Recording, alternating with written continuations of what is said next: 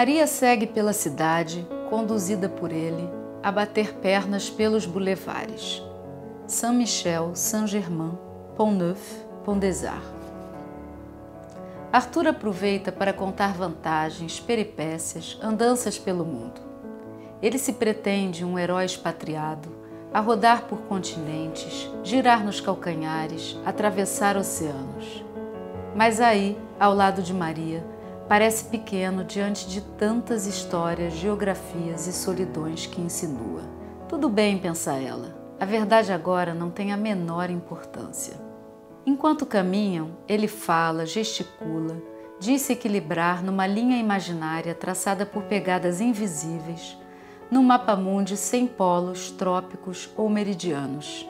E seguem, ele a segurar o braço de Maria no mesmo ponto, na altura do cotovelo, firme, vagabundeando juntos a existência. Ela se deixa mover por essa divertida, meio forjada angústia de peregrino, indo com ele a lugar algum. É o que Arthur alega ser a verdadeira Odisseia, uma ida a lugar algum ou a um ponto qualquer que se poderia, só como exemplo, chamar Ítaca. Rio Paris Rio é a história de dois brasileiros exilados em Paris em 1968. Eles convivem com outros exilados, que é o momento em que havia, na verdade, ditaduras em outros países, não só no Brasil. Existia a ditadura do Salazar em Portugal, existia ainda a ditadura do Franco na Espanha. Então há um convívio de exilados de outros países também, embora a história se passe mais entre Arthur, que era filho de um comunista, e a Maria, que era neta de um general envolvido diretamente no golpe militar. Ela é mandada pelos pais para Paris para estudar, porque eles acham que essa herança, é muito nociva para ela, a herança de viver como neta de um general, fascista. Então ela e o Arthur se apaixonam perdidamente em Paris. O livro fala muito da Paris dos anos 60, fala muito da cidade, conta detalhes da cidade e fala muito desse embate dos exilados com a vida estrangeira, que na verdade a vida estrangeira é muito complicada. Eu mesma vivi em Paris muitos anos, então tem uma parte, quando a gente vai de turista é uma coisa, quando a gente vive e mora é outra. Então conta muito também essa ideia assim do estrangeiro, do exilado, que também no caso do exilado, dos exilados, eles estão lá por força do destino, não porque eles escolheram exatamente. Então eles se sentem em alguns momentos que eles, ao mesmo tempo, eles adoram a cidade, a arquitetura, a civilização europeia. Por outro lado, eles se sentem totalmente intrusos, estrangeiros, naquela grande festa que é Paris.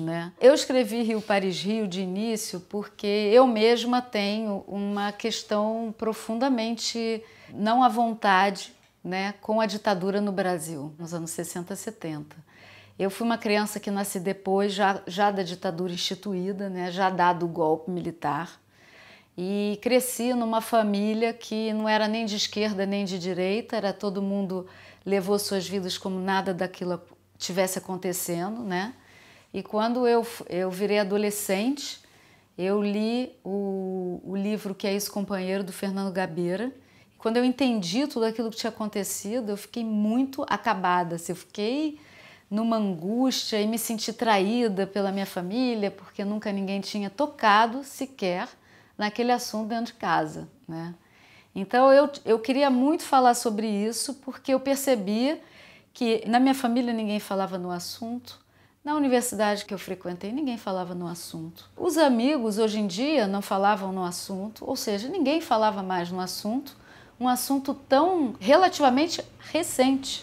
Então eu quis muito trazer esse assunto de volta, porque eu achava que, como a gente diz assim na psicanálise, esse é um assunto que tinha sido recalcado, tinha sido reprimido.